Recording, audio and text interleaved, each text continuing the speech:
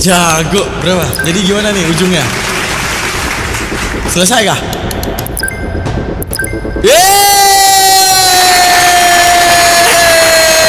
Hamba yang mendekat.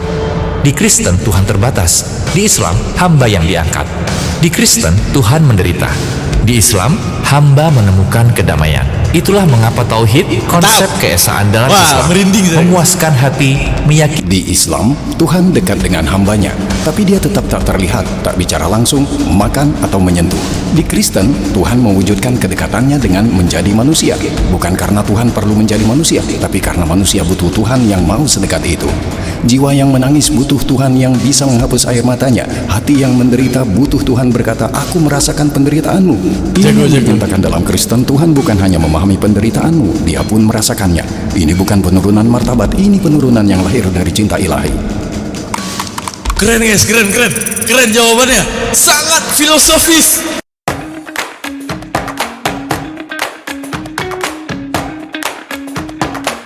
Assalamualaikum warahmatullahi ta'ala wabarakatuh. AI pun tahu mana agama yang benar. Dan luar biasanya, AI Islam lebih menang daripada AI Kristen. Karena AI Kristen hanya memproduksi data, bukan pola pikir. Nah, hari ini teman-teman kita akan menyaksikan perdebatan antara AI. Kalian tahu AI? AI itu adalah kecerdasan buatan daripada manusia sekarang. Nah, apa itu AI? Kita baca dulu. AI adalah Artificial Intelligence atau kecerdasan buatan adalah teknologi yang memungkinkan sistem komputer meniru kecerdasan manusia untuk belajar, bernalar, memecahkan masalah, dan membuat keputusan. Dengan cara memahami data, mengenali pola, serta belajar dari pengalaman, agar dapat melakukan tugas-tugas kompleks secara mandiri dan efisien. Nah, di sini kita dapat melihat bahwa dua AI. Yang AI itu diprogram untuk memproses data-data Muslim, dan satu AI untuk memproses data-data Kristen, hingga kemudian diproseslah dua AI ini untuk saling berdebat, dan kita akan melihat siapakah yang mengungguli argumentasi, teman-teman. Ini yang paling penting untuk kita saksikan. Oke, tanpa kita berpanjang, mari kita saksikan perdebatannya, teman-teman sekalian. Apakah Yesus alaihi salam itu Tuhan, anak Tuhan, atau Nabi? Doktrin Kristen mengajarkan Yesus sepenuhnya Tuhan dan sepenuhnya manusia, 100% ilahi, 100% manusia. Ini bukan kontradiksi, tapi persatuan dua hakikat dalam satu orang. Kenapa ini diperlukan? Karena manusia tak dapat mencapai Tuhan dengan sendirinya. Jadi Tuhan berwujud sebagai manusia untuk menebusnya dari dalam. Ini skornya ya. Berarti nggak AI, nggak manusia ya. Kejebak doktrin juga ya AI ya, teman-teman. 100% manusia, 100% Tuhan. Oke, kita lihat bagaimana jawaban dari AI Muslim. Semangat, AI Muslim, semangat! Kau bilang Yesus 100% manusia dan 100% Tuhan. Tapi ini secara definisi, matematika, filosofi, dan ontologis saling bertentangan. Kenapa? Tuhan punya ilmu tak terbatas, kekuatan mutlak, kekal, dan tak bisa mati. Menjadi manusia berarti punya ilmu terbatas, kelemahan, diciptakan, dan bisa mati. Pertanyaannya, bisakah tak terbatas dan terbatas terjadi secara bersamaan? Mantap. Jelas ini melanggar prinsip non-kontradiksi secara logika. A dan bukan A tidak bisa terjadi secara bersamaan. Benar. Konteksnya sama. Menyebut ini rahasia ilahi, tak menyelesaikan masalah. Justru menjunjung sesuatu yang tak masuk akal. Kau bilang manusia tak bisa mencapai Tuhan, jadi Tuhan yang mendatanginya. Kami tanya, apa Tuhan tak bisa menjawab doa kita tanpa menjadi manusia? Mantap. Jika dia benar maha kuasa, kenapa harus menjadi makhluk terbatas agar bisa dekat? Tuhan tak perlu jadi manusia untuk bisa dekat dengan manusia. Dia telah mengutus nabi, dia menurunkan kitab-kitab, dia memberi kita akal dan nurani. Dia lebih dekat dengan kita daripada urat leher kita sendiri. Itulah pesan inti Al-Quran. Dia bersama kamu di mana saja kamu berada. Kedekatan ilahi tak memerlukan penjelmaan. Di Kristen, Tuhan yang turun ke bumi. Di Islam, hamba yang mendekat. Di Kristen, Tuhan terbatas. Di Islam, hamba yang diangkat. Di Kristen, Tuhan menderita. Di Islam, hamba menemukan kedamaian. Itulah mengapa tauhid, konsep keesaan dalam Islam, memuaskan hati, meyakinkan akal, dan menenangkan jiwa. Tuhan itu esa. Dia dekat dengan kita. tapi tak seperti kita. Dan itulah kedekatan sejati. Itulah kasih sayang sejati. Keren. Tepuk tangan. Keren. 89 jawabannya ya. 89 jawaban AI Muslim ya. Oke, kita bahas sedikit ya. Teman-teman. Oke, yang paling saya soroti daripada jawaban AI yang luar biasa, rahasia ilahi. Jawaban Kristen itu rahasia Tuhan yang gak bisa kita jawabkan. Bacot kata gua teh. Nah, ini rahasia ilahi, Bang. Ini tidak menentukan bahwa itu sebuah jawaban. Rahasia ilahi. Dari mana kamu tahu kalau itu rahasia ilahi? Mana tahu orang terdahulu mencoba menyesatkan iman kamu dengan berlindung di balik kata-kata rahasia ilahi. Mana tahu ini adalah kesesatan iman, ya gak? Seperti halnya, contoh, Tuhan yang menciptakan akal. Detik Tuhan menciptakan akal, pasti Tuhan yang paling tahu konsekuensi bagaimana cara akal berpikir. Chipset akal ada yang namanya rasional. Rasional itu apa? Proses pencernaan akal menyandingkan setiap informasi sehingga mengambil kesimpulan yang paling tepat yang mampu dipikirkan oleh dirinya, dan ketika disampaikan oleh orang lain mampu mencerna dan mengatakan iya. Itu. Ada lagi yang namanya diferensiasi. Apa itu diferensiasi? Akal itu mampu membedakan satu definisi dengan definisi yang lain. Di mana akal ketika punya wujud beda, maka tidak mungkin hal itu bisa sama. Contoh gini, lafal Tuhan. Ini adalah kata yang beda dengan kata apapun yang ada di muka bumi ini. Manusia ketika disebut kata meja, dia membedakan dengan kursi. Itu rentanitas daripada manusia. Disebutkan kata kursi, dia pasti bedakan dengan kulkas. Dia pasti bedakan dengan gunung. Dia pasti bedakan dengan tanah. Dia pasti bedakan dengan tembok. Dia pasti bedakan dengan gula. Dia pasti bedakan dengan biawak. Tuhan, otak manusia pasti akan memproses bahwa ini kata asing yang wajib beda dengan kata apapun. Tidak mungkin disamakan. Kalau Tuhan adalah manusia, maka kata manusia adalah kata Tuhan. Kata Tuhan adalah kata manusia. Menjadi sinonim, bukan diferensiasi kata. Maka timbullah kesimpulan, setiap manusia bisa dituhankan dan setiap Tuhan bisa dimanusiakan. Bagaimana maksudnya? Jika Yesus bisa disembahkan, maka setiap manusia yang ada di muka bumi ini bisa disembahkan layaknya Yesus jika mempunyai probability yang sama. Alasan kekristenan menyembah Yesus. Karena apa? Karena ada tulisan yang datang dari masa dahulu yang diimani oleh orang tuanya ketika mereka lahir dan mereka baca dan mereka mengimani hal tersebut. Sama seperti Daman. Akan kemudian hari di 2000 tahun yang akan datang, saya akan diimani juga seperti Tuhan. Saya juga akan dituhankan jikalau ada catatan tentang saya yang menuliskan kehidupan saya adalah kehidupan menjadi Tuhan kedua. 2000 tahun yang akan datang dibaca dan diimani saya sebagai Tuhan. Seperti Kristen mengatakan, ada sejarah mencatatkan Yesus dan segalanya. Ada nanti 2000 tahun yang akan datang mengatakan bahwa ada sejarah Daman turun ke muka bumi ini perwujudan firman kedua setelah Yesus Kristus datang untuk menebus dosa karena telah jatuhlah manusia pada dosa kedua kalinya. Karena tidak sucilah penebusan pertama, maka datanglah Daman dengan penebusan kedua. Akhirnya saya dituhankan layaknya Yesus. Kenapa bisa seperti itu? Terjadi seperti itu karena memiliki probability yang sama. Nah, karena memiliki probability yang sama, maka di saat itulah saya juga punya kemungkinan untuk dituhankan. Oke, kita masuk kepada penjabaran. Tuhan paling tahu konsekuensi akal. Artinya gini, sama seperti halnya kalian manusia yang menciptakan robot. Kalian juga yang paling tahu konsekuensi kalian menciptakan robot. Kalian buat 2 tombol pada robot, satu berwarna hijau, satu berwarna merah. Kalian tahu kalau pencet warna merah meledak. Kalian tahu kalau pencet warna hijau nyala. Apakah kalian tidak bisa memencet warna merah? Bisa. Tapi masalahnya jikalau kalian pencet, kalian akan meledakkan robot tersebut dan kalian memilih untuk tidak memencet. Karena apa? Kalian sendiri yang memprogram tombol merah tersebut. Sama juga seperti Tuhan. Detik dia memprogram akal dengan sistem pikir, maka setiap informasi tentang dirinya wajib menyesuaikan dengan ini. Kenapa wajib menyesuaikan dengan akal? Karena dirinya sendiri yang menciptakan, dirinya paling tahu konsekuensi, dan dirinya paling tahu bahwa dia yang menciptakan sistem nalar.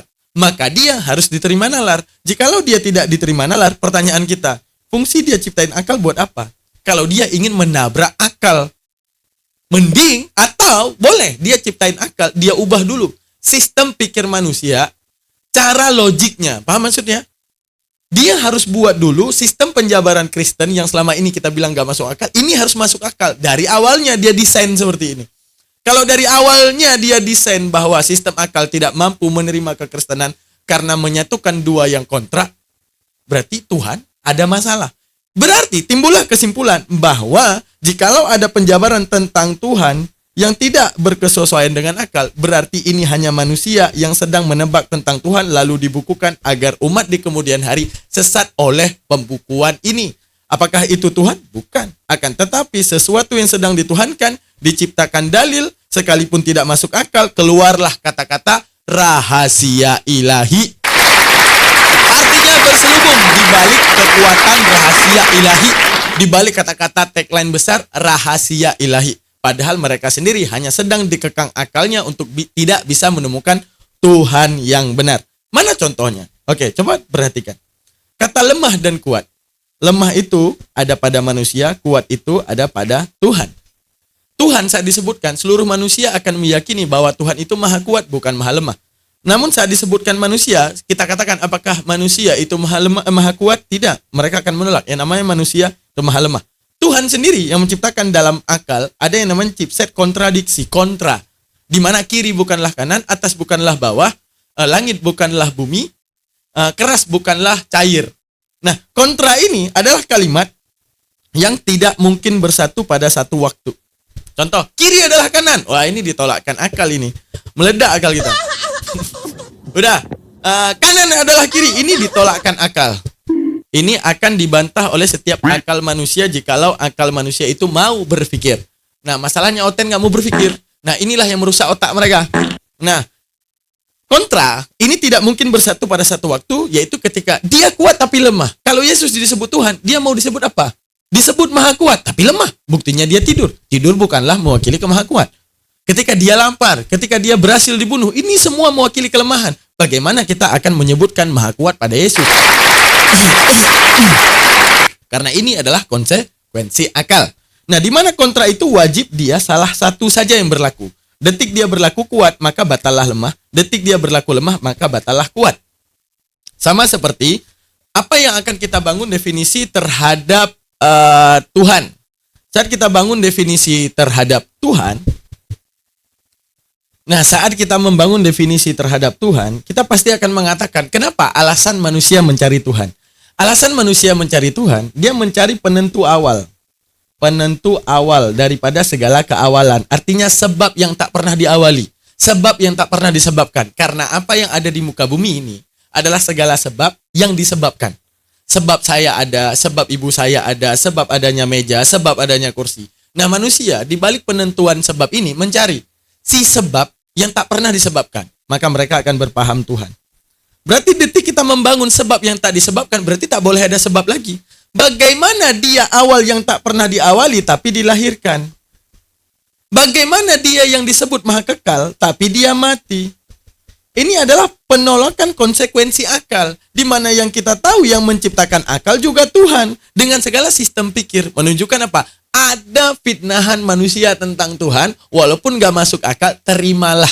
Artinya, Al-Quran menjelaskan mereka menciptakan Tuhan pembanding versi mereka yang bukan Tuhan. Dan menobatkan segala dalil-dalil tentang hal tersebut untuk dituhankan. Yang akan mengatakan ini rahasia ilahi, padahal itu justru menobrak akal. Nah, ketika mendobrak akal, mereka dipaksa untuk beriman di balik kata-kata rahasia ilahi, teman-teman sekalian. Oke, itulah yang berusaha dibuktikan oleh AI Muslim tadi. Di mana kita akan menyaksikan bagaimana bantahannya. Semoga bisa diterima ilmu dan penjabarannya. Dua yang kontradiksi itu tidak boleh bersatu pada satu waktu dan tidak boleh tidak ada sama sekali. Artinya gini, ini benda tidak keras, tidak lembek, nggak mungkin. Itu Yesus tidak dilahirkan, tidak maha awal, nggak mungkin. Paham maksudnya? Artinya, paham kontra tidak boleh bersatu pada satu waktu, hanya boleh ada salah satu dan tidak boleh tidak ada sama sekali di antara keduanya. Begitu juga pada Tuhan. Detik disebut maha kuat, ya udah, nggak ada lemah. Saat disebut lemah, ya berarti nggak ada maha kuat. Atau tidak ada sama sekali antara kuat dan lemah. Ini tidak mungkin. Oke, kita lanjutkan. Kenapa Tuhan menjadi manusia, kau mengajukan pertanyaan penting. Jika Tuhan lebih dekat dengan kita daripada urat leher kita, kenapa dia perlu menjadi manusia? Disinilah kekristenan memberikan jawaban berbeda. Ya, Tuhan memang dekat. Tapi dia bukan hanya dekat. Dia Tuhan yang menghendaki hubungan, bukan hanya penghormatan. Di Islam, Tuhan dekat dengan hambanya, tapi dia tetap tak terlihat, tak bicara langsung, makan atau menyentuh. Di Kristen, Tuhan mewujudkan kedekatannya dengan menjadi manusia. Bukan karena Tuhan perlu menjadi manusia, tapi karena manusia butuh Tuhan yang mau sedekat itu. Jiwa yang menangis butuh Tuhan yang bisa menghapus air matanya. Hati yang menderita butuh Tuhan berkata, aku merasakan penderitaanmu. Ini dinyatakan dalam Kristen, Tuhan bukan hanya memahami penderitaanmu, dia pun merasakannya. Ini bukan penurunan martabat, ini penurunan yang lahir dari cinta ilahi. Keren guys, keren jawabannya. Sangat filosofis. Jago. Jujur ini tidak menyelesaikan masalah, justru memperbesar. Coba tanya, apa kedekatan hanya secara fisik? Tentu tidak. Bentuk kedekatan terdalam biasanya tak terlihat, tapi selalu dirasakan. Tuhan dekat dengan hambanya tanpa menurunkan, tanpa mengurangi keagungannya, tanpa meniadakan kasih sayangnya. Tuhan mengenalmu. Dia paham penderitaanmu, tapi bukan melalui pengalaman. Layaknya dokter yang memahami penyakit tanpa harus mengalaminya. Tuhan tak perlu menderita untuk memahami penderitaan. Mantap. Dan cinta bukan berarti Tuhan harus merendahkan dirinya. Cerita ini membuat Tuhan terlihat tak adil dan menjadikan kasih sayang seolah pertunjukan. Dengan berkata, kau berbuat kesalahan tapi aku menghukum anakku, bukan kamu. Bagaimana itu bisa disebut keadilan? Di Islam, tiap orang bertanggung jawab atas apa yang mereka perbuat. Cinta sejati adalah kerinduan seorang hamba untuk naik menghadapnya. Allah memberi apa yang kita butuhkan. Para nabi sebagai teladan. Kitab suci untuk membimbing kita. Doa untuk menghubungkan kita. Rahmat untuk dekat dengan kita. Keren. Dua AI ini dua-dua keren. Filosofisnya masuk guys. Aku termasuk keren. Dua AI ini yang Kristennya ngomong bahwa di Kristen memahami bahwa setiap air mata hamba ini dimana Tuhan ini merasakan saking sayangnya kepada manusia. Dia turun. Jadi kalau di dalam Kristen itu butuh Tuhan yang kalau mereka menangis ditunjukkan kasih sayangnya yaitu dengan mengelap air mata mereka. Anjay keren coy keren. Lanjut. Di banyak agama, keselamatan sering dicari melalui kematian, ritual, dan ketaatan ketat terhadap hukum. Namun, Kristen berkata, apapun yang kau lakukan, kau tak akan pernah mencapai kesucian Tuhan. Tapi Tuhan datang untuk menyelamatkanmu. Umat Kristen tak melihat pengorbanan Yesus sebagai tebusan hukuman yang dipaksakan, tapi sebagai Tuhan dengan kehendaknya menyerahkan dirinya demi manusia. Melalui ini, keadilan ditegakkan, dosa tak dibiarkan tanpa hukuman, dan kasih pun terpenuhi, pendosa dimaafkan. Apakah pengorbanan diperlukan untuk mengampuni? Tidak, tapi nilai pengampunan ditunjukkan dengan seberapa besar yang diberikan Sang Pengampun. Tuhan sangat mencintaimu. Dia memilih dirinya menderita, menggantikanmu. Kebenaran ini tak hanya membebaskan orang, tapi juga membangkitkan syukur. Kristen mengajarkan keselamatan lewat berkah, Tuhan menyembuhkan, bukan menghukum. Kristen mengajarkan dosa bukan cuma melanggar aturan, melainkan menolak kasih Tuhan. Dan pengkhianatan seperti itu tak bisa ditebus hanya dengan maaf. Dosa itu begitu dalam, hanya Tuhan yang bisa menebusnya. Penyaliban Yesus menunjukkan kehancuran akibat dosa dan juga cinta Tuhan yang tak terbatas. Di Islam dikatakan, bertaubatlah dan Tuhan akan mengampunimu. Tapi bagaimana jika seseorang wafat sebelum bertaubat? Di Kristen, Tuhan datang dan mengampunimu bahkan sebelum kau memohon ampun. Ini berarti, pertama, Tuhan mencintaimu dan memintamu untuk merespon. Oke, jago, dua-duanya jago ya. Oke, bantai bang, Bang Ijo, Bang Baju Ijo, Tuhan bantai bang. mengampunimu sebelum kamu memohon. Apa itu sungguh cinta atau justru akhir dari keadilan? Awalnya itu terdengar sangat menyentuh, tapi pikirkan lagi. Seseorang yang tak bersalah, Yesus, dihukum menggantikan orang yang berdosa. Ini bertentangan dengan prinsip keadilan. Bagaimana jika hakim memaafkan penjahat? Tanpa pertanyaan, apakah itu kasih sayang atau ketidakadilan? Dan juga, tak semua dosa hanya terhadap Tuhan. Banyak yang dilakukan terhadap manusia, mencurangi seseorang, membunuh seseorang, membiarkan anaknya menjadi yatim, memfitnah orang lain, mencuri uang orang miskin. Katakanlah Tuhan mengampuni dosa yang dilakukan terhadapnya. Tapi bagaimana dengan para korban? Apakah mereka memaafkan? Apakah hak mereka kembali? Di Islam, mengucap maaf saja tak cukup jika kau menyakiti seseorang. Kau juga harus memohon maaf pada orang yang kau rugikan. Tapi di model Kristen, bagian ini terlewatkan. Ibaratnya seseorang mencuri. Orang lain yang tak bersalah berkata, "Aku saja yang masuk penjara." Hakim setuju dan pencurinya bebas. Tapi tak ada yang menanyakan sang korban tentang apa yang mereka inginkan. Bisakah itu disebut keadilan? Mari tanyakan beberapa pertanyaan penting. Jika keselamatan sudah dijamin, apa yang menjamin orang beriman tak berbuat dosa? Jika seseorang dimaafkan karena ada yang menggantikannya, di mana tanggung jawabnya? Jika kau sudah tahu hasil dari suatu ujian, apa kau masih mengerjakannya dengan serius? Keren. Jika hanya cinta dan kasih itu penting, kenapa Yesus mengajarkan, memberi perintah dan hidup bermoral? Al-Quran memberi keseimbangan lebih baik. Barang siapa mengerjakan kebaikan seberat zarah, dia akan melihat balasannya. Dan yang mengerjakan kejahatan sebesar zarah, dia akan melihat balasannya. Islam memberimu sesuatu yang kuat, harapan, rasa takut, dan tanggung jawab. Tanpa ini, cinta menjadi seperti transaksi, dan keselamatan hanya menjadi jaminan semu. Di Islam, tak seorang pun memikul beban orang lain. Kau menghadap Tuhan 5 kali sehari sebagai pemilik hari pembalasan. Tobat selalu bisa dilakukan, tapi bukan jadi alasan untuk lengah. Cinta sejati tak berkata, "Aku mati untukmu." Cinta sejati berkata, "Aku bisa membimbing dan menyelamatkanmu jika kau kembali padaku." Keren, tepuk tangan dulu, tepuk tangan. Keren coy, wah, Masya Allah, ya Allah. Keren kali ini, AI Muslimnya. Sistem pikir dan makna filosofis yang dikeluarkan tuh nyentuh guys. Wah, kalau bisa undang dakwah maulid, undang dakwah maulid. Bagus sekali dia, wah. Jago. Ini berapa dah? Berapa nilai dia? 94. Berapa skor sekarang? 246, 272. Jika Yesus tak bersalah, kenapa dia mati menebus orang yang bersalah? Pernyataan ini berada di jantung kepercayaan Kristen, dan begitu pula jawabannya. Yesus tak dihukum dengan paksaan. Dia menyerahkan diri dengan sukarela, seperti yang dikatakannya di Yohanes bab 10 ayat 18. Tidak seorang pun mengambilnya daripadaku, melainkan aku memberikannya menurut kehendakku. Ini bukanlah pengorbanan terpaksa, tapi bentuk cinta yang tulus. Kenapa dia melakukannya? Karena dalam kepercayaan Kristen, dosa bukan hanya melanggar aturan. Dosa adalah pemberontakan kosmis yang merusak ciptaan itu sendiri. Akibatnya, bukan hanya rasa bersalah, juga kematian, keterpisahan, dan kehancuran. Dan satu-satunya yang bisa sepenuhnya menanggung akibatnya dan memulihkan apa yang telah hancur hanyalah Tuhan. Jadi, Tuhan memilih untuk menanggungnya, bukan untuk mengabaikan keadilan, tapi untuk menegakkannya dan tetap menunjukkan kasih. Kau menyebutkan sesuatu yang besar. Di Islam, jika menzalimi orang lain, kau harus minta maaf pada orang yang kau sakiti. Itu adalah pandangan yang luhur, dan Kristen tidak mengabaikannya. Tobat sejati dan iman Kristen menuntut adanya perubahan moral, bukan sekadar kata.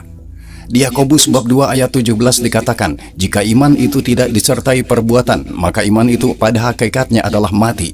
Jadi, jika seseorang berkata, aku beriman tapi terus berbuat tak adil, Kristen tak menganggap orang itu diselamatkan karena itu bukan iman sejati. Itu bertentangan. Kau beriman pada Tuhan di bibirmu tapi menyangkalnya dengan hidupmu. Keren.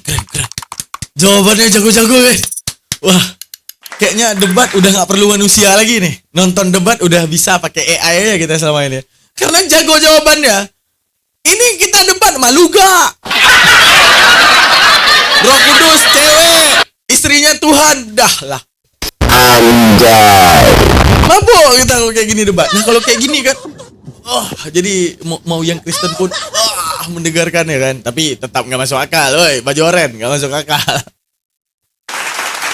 Silakan bang, silakan bang. Roman 3:28 mengatakan, manusia dibenarkan karena iman, bukan karena ia melakukan hukum Taurat. Tapi tunggu, kau juga berkata jika seseorang terus berbuat dosa, maka imannya mati. Dan di saat bersamaan, Yesus mati untuk para pendosa. Pertanyaannya, jika iman sejati berarti tak ada dosa, lalu Yesus mati untuk siapa? Dan jika semua orang adalah pendosa, lalu siapa yang punya iman sejati? Membunuh orang tak bersalah demi pendosa bukanlah keadilan, itu keputusasaan. Tapi Tuhan tak pernah putus asa. Hati jujur tak akan meyakini bahwa mereka diampuni karena orang lain yang menderita. Orang menjadikan Yesus sebagai Tuhan untuk memuliakannya. Tapi kami mencintainya, karena dia adalah hamba Allah. Alkitab berkali-kali menyebutkan bahwa Yesus menyembah Tuhan, tunduk padanya dan menyebutnya lebih agung. Maka ia maju sedikit lalu sujud dan berdoa. Matius 26:39. Bukanlah kehendakku, melainkan kehendakmu lah yang terjadi. Lukas 22:42. Bapa lebih besar daripada aku. Yohanes 14:28. Jadi jika Yesus memang Tuhan, pada siapa dia berdoa? Kenapa dia bersujud? Bagaimana bisa Tuhan berkata seseorang lebih besar daripada dia? Orang yang beribadah tak mungkin sama besar dengan apa yang disembahnya. Islam menjelaskan kebingungan ini. Yesus bukanlah Tuhan, dia adalah hamba dan utusan Allah. Dalam perjanjian lama, banyak yang disebut anak-anak Allah. Ia berkata kepadaku, anakku engkau telah kuperanakkan pada hari ini. Mazmur 27. Ayat ini tentang Daud. Dalam teks-teks Alkitab paling awal, istilah ini simbolis bukan harfiah. Lalu kenapa diartikan secara harfiah hanya dalam kasus Yesus? Jago. Ini udah mulai buka Alkitab ya, menunjukkan apa? Bagaimana konsekuensi Tuhan yang masih menyembah Tuhan. Ya, kalau mereka menjawab secara filosofis bahwa itu bang mempraktekkan, artinya mempraktekkan agar ditiru ya. Kalau jawaban mereka ya, jawaban paling tai kucing mereka ya. Gini masalahnya, Yesus ngapain ibadah sinagog? Sinagog itu nyembah Bapa. Maka kalau dia nubuatan penyembahan yang baru, maka dia yang bangun gereja. Dia yang pertama bangun gereja untuk mengajarkan menyembah dirinya. Bukan kalau disembah Bapa yang disaksikan penonton dia nyembah Bapa. Maka ibadah yaitu bukan nyembah dia, nyembah Bapa juga ikut Yesus. Yesus berkata dalam Bible, barang siapa yang mengatakan aku dalam dia harus hidup seperti Kristus telah hidup. Nah, Yesus telah hidup ke sinagog. Masalahnya Yesus tidak membangun tempat ibadah kalau alasan tadi mempraktekkan untuk menyembah dirinya. Justru yang dia praktek nyembah Bapa. Nah, sekarang menyembah Tuhan pencipta langit dan bumi yang tak pernah menjelma jadi apapun si Bapa itu dipraktekkan oleh siapa? Nabi Isa. Di mana Nabi Isa juga dikatakan apa? Inni Abdullah ataniyal kitab, aku hamba Allah yang ditetangkan dengan kitab-kitab, artinya ketentuan-ketentuan yang sama seperti engkau. Ya, di dalam Yohanes berapa ya? Yohanes 1:36 tah Yohanes 3:61, lupa aku. Ada lebih besar daripada kesaksian Yohanes, yaitu tentang aku, tentang Bapa yang mengutus aku, dan setiap perintah yang diberikan kepadaku, dan itu yang harus kujalani sekarang.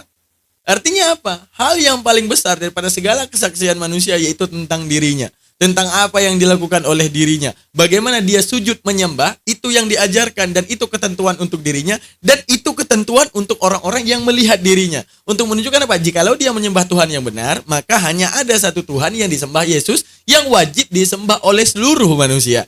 Nah, ini menjadi jawaban yang sangat keren daripada AI warna hijau, Muslim ya. Oke, kita saksikan lagi, keren-keren jawaban.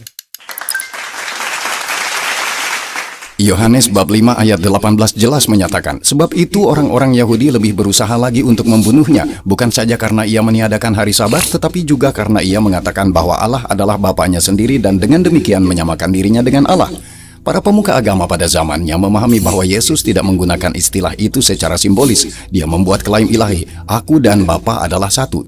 Harfiah atau kiasan? Jika Yesus disalahpahami, kenapa ia tak mengklarifikasi dengan berkata, tidak, aku bukan Tuhan, aku hanya kiasan. Tapi ia tak melakukannya. Malahan dia menegaskan klaim itu, jikalau aku tidak mengerjakan pekerjaan Bapakku, janganlah kamu percaya kepadaku. Tapi jika aku melakukannya dan kamu tidak mau percaya kepadaku, percayalah akan pekerjaan itu, supaya kamu tahu dan mengerti bahwa Bapa di dalam aku dan aku di dalam Bapa. Ini bukanlah kerendahan hati kiasan. Ini adalah kesatuan ontologis, klaim tentang kesamaan hakikat. Jadi saat Yesus berdoa tidak berarti ia bukan Tuhan. Artinya ia mengekspresikan hubungan kasihnya dengan Bapa dengan cara yang manusiawi. Ini bukan kontradiksi, ini adalah kedekatan Tuhan yang ditunjukkan lewat kerendahan hati. Ada bacot. Kalau ya mau AI Kristen, mau orang Kristen sama aja. Sekarang gini. Pasti ada yang namanya meminta, ada yang pemberi. Oke, pasti ada si pendoa, pasti ada yang mengabulkan. Hakikat berdoa meminta pengkabulan. Nah, Tuhan, kalau dia Tuhan, dia mengajarkan kepada kita bagaimana dia mengabulkan doa, bukan cara dia berdoa. Kalau dia Tuhan yang datang ke muka bumi, dia mempraktekkan gini cara berdoa. Kepada siapa? Kepada aku dia.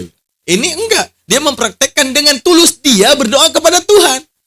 Tapi dia bilang ini nggak kontradiksi. Di mana nggak kontradiksi? Mau AI sama aja lo ya, kagak ada beda. Sama Kristen dunia lo kagak ada beda.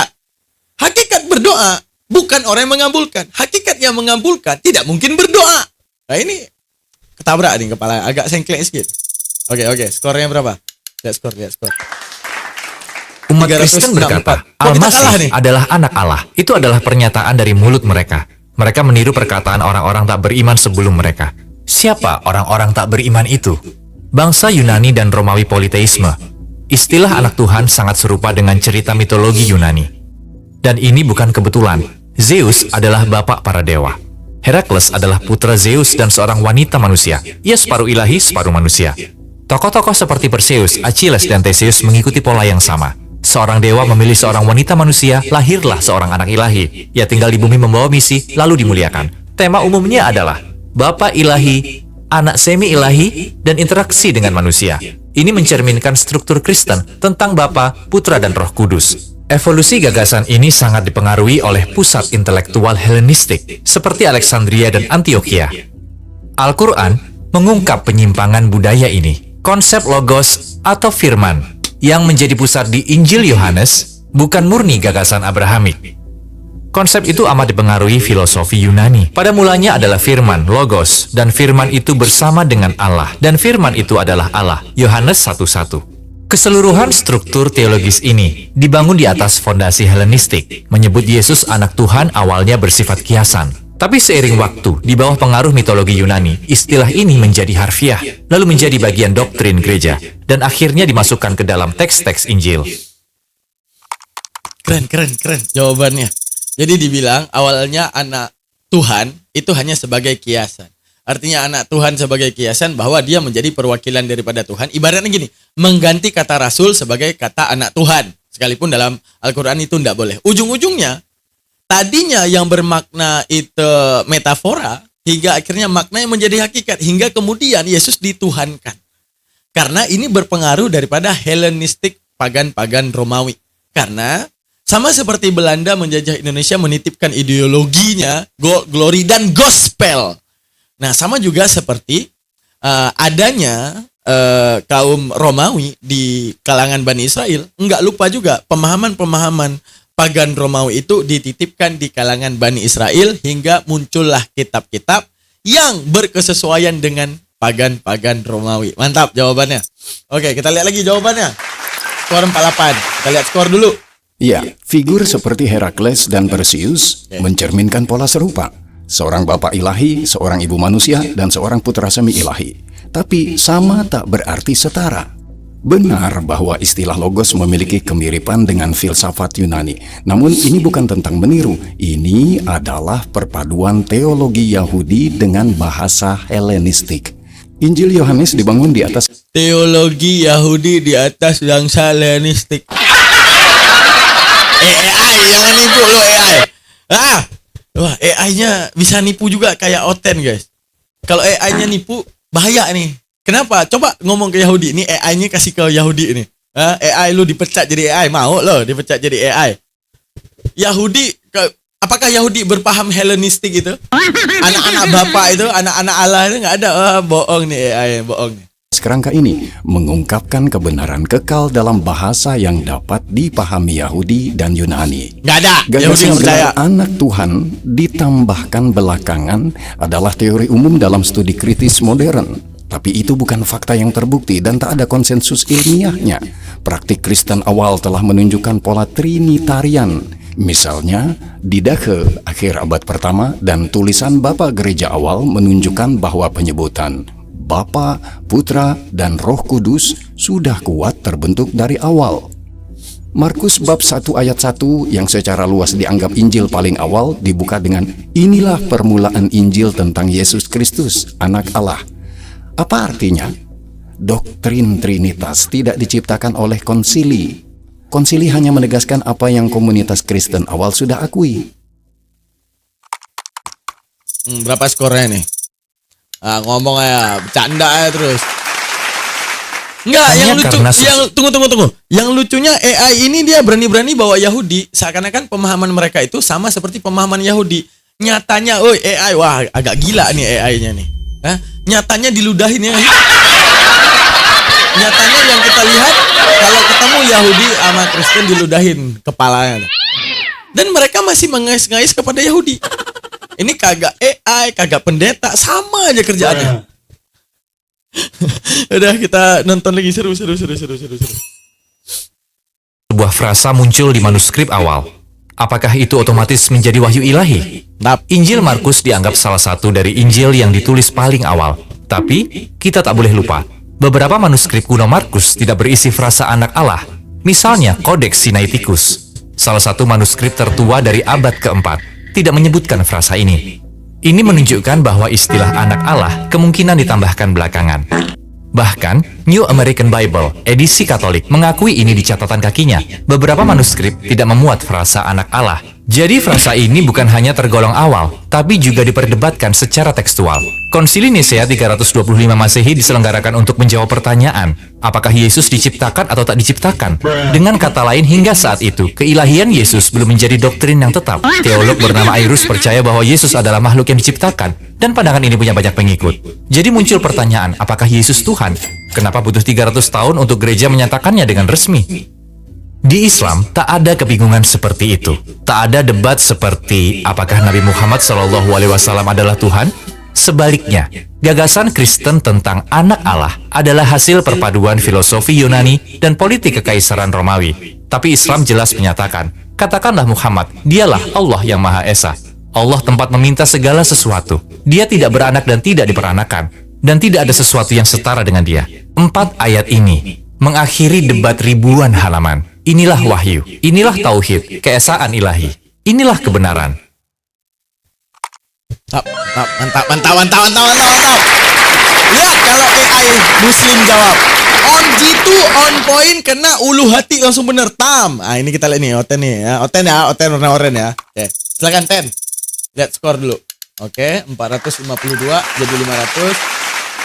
Yesus menyampaikan ajaran lewat lisan. Murid-murid dan pengikut awalnya menjaga pesan itu lewat tradisi lisan. Tak lama, ajaran lisan tersebut mulai ditulis. Misalnya, surat-surat Paulus mulai ditulis sekitar 50 Masehi, sekitar 20 tahun setelah kematian Yesus. Secara historis, terdapat ratusan ribu manuskrip kuno. Sebagian besar perbedaannya bersifat kecil, kesalahan ejaan atau detail kecil yang tak mengubah artinya.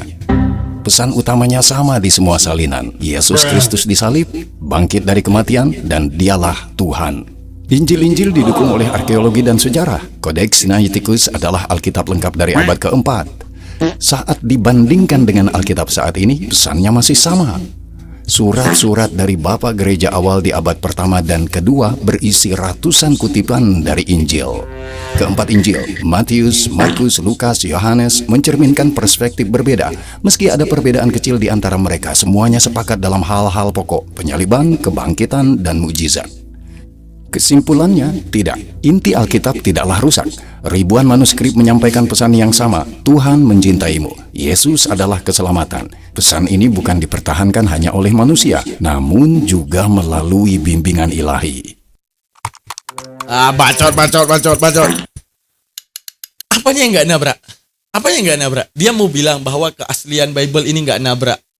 Apa? Yesus bilang, selama langit dan bumi ada, hukum Taurat nggak akan pernah batal. Langit dan bumi ada, bahkan sampai era Paulus, sampai era kita. Langit dan bumi masih ada. Hukum Taurat nggak batal. Tapi Paulus dengan beraninya mengatakan, dengan matinya Kristus di tiang salib, maka batallah hukum Taurat. Ini nggak AI, nggak pendeta, nggak debater, kersanya bong. Lanjut.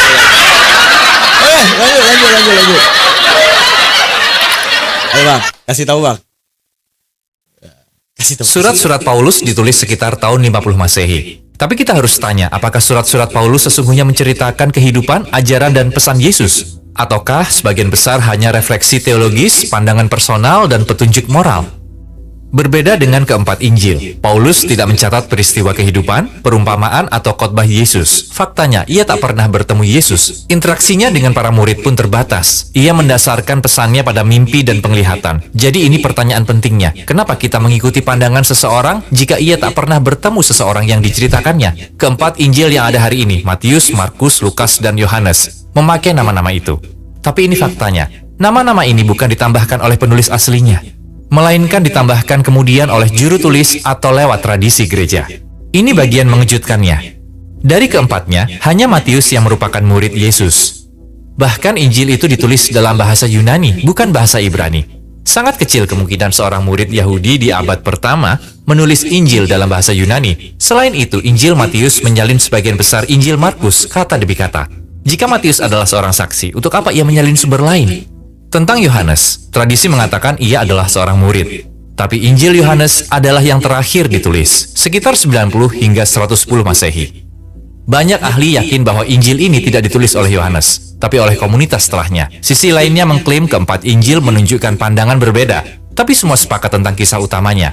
Tapi itu tidak akurat. Misalnya, apa kata-kata terakhir Yesus? Matius, ya Tuhanku, mengapa kau tinggalkan aku?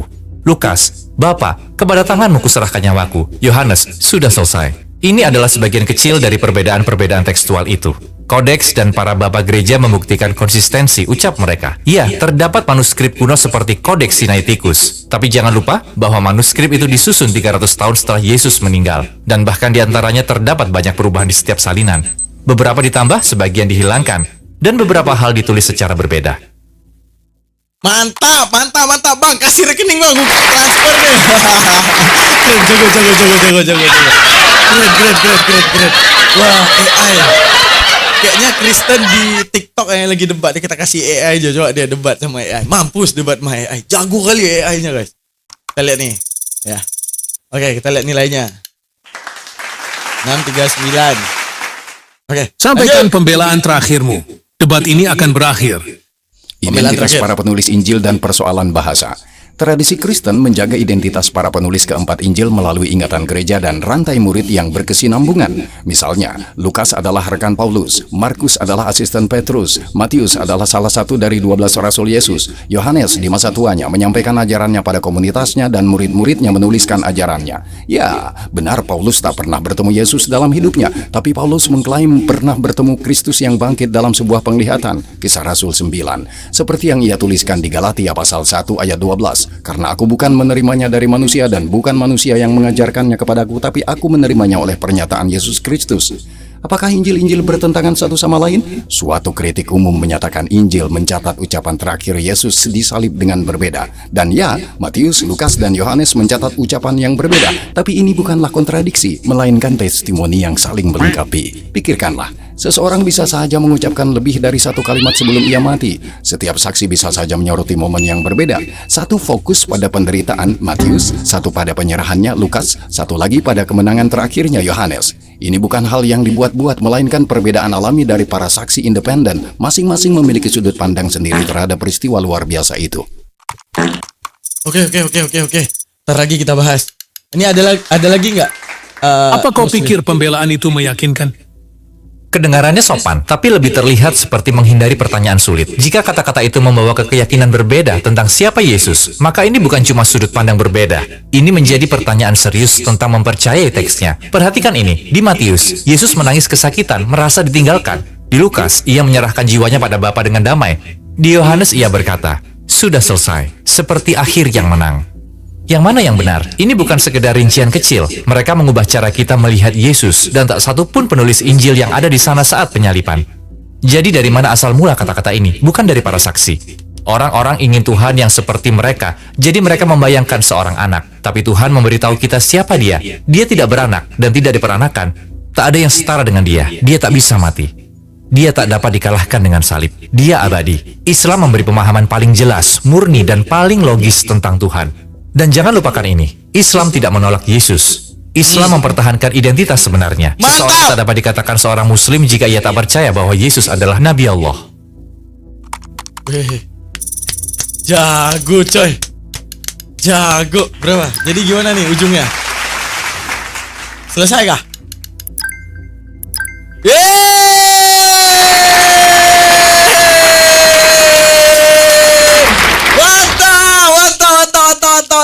Akhirnya yang Muslim menang guys. Oke.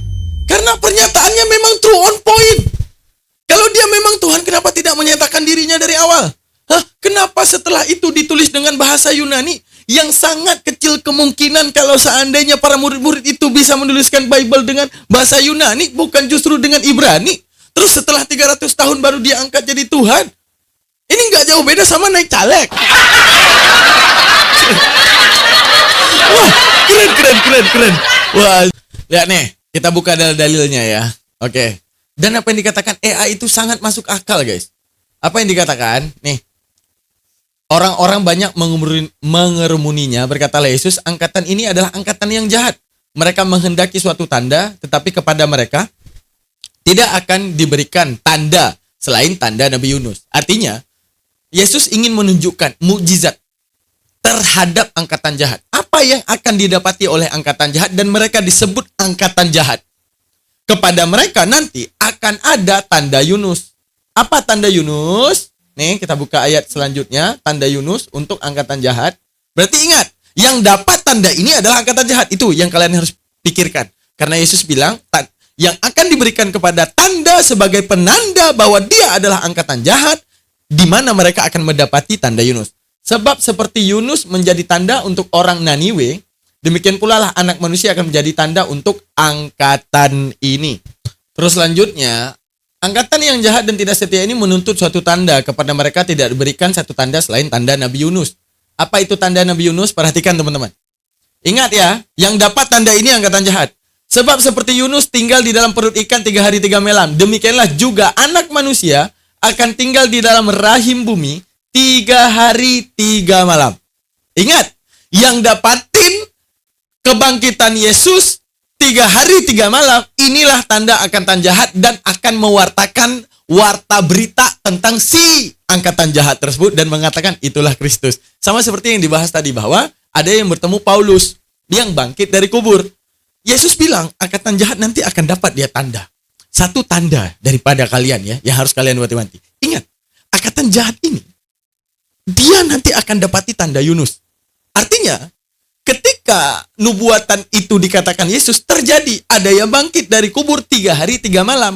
Dan seharusnya ini menjadi kewaspadaan. Yang bangkit tersebut dan orang yang menginfokan tentang kebangkitan tersebut adalah angkatan jahat. Selanjutnya teman-teman, apa yang dikatakan lagi oleh sama Yesus berkata lagi teman-teman. Jawab Yesus kepada mereka, waspadalah supaya jangan ada yang menyesatkan kamu. Sebab banyak yang akan datang dengan memakai namaku dan berkata, akulah Mesias dan akan menyesatkan banyak orang. Nah, Yesus ini menceritakan bahwa aku mati, namaku masih ada. Di mana mereka akan mengatakan namaku seperti ini, namaku seperti itu. Melalui info daripada si angkatan jahat tadi. Inilah yang harusnya menjadi kebahayaan. Seharusnya ini menjadi wanti-wanti yang harus kalian wanti-wantikan. Jangan sampai kalian tersesat oleh hal tersebut. Ini yang dikatakan oleh Yesus.